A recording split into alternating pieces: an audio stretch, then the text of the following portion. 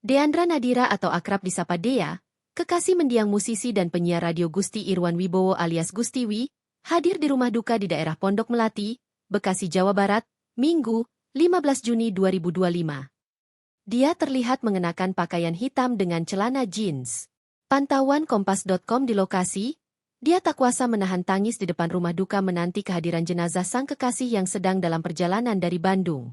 Dia ditemani oleh salah satu temannya yang turut menenangkan. Beberapa kali, dia juga berkoordinasi dengan pengurus RT setempat untuk pemakaman jenazah Gustiwi. Informasi yang dihimpun Kompas.com, rencananya jenazah Gustiwi akan dimakamkan di TPU Jatisari, Bekasi pada hari ini. Mobil jenazah yang akan membawa jenazah Gustiwi pun sudah sampai di rumah duka.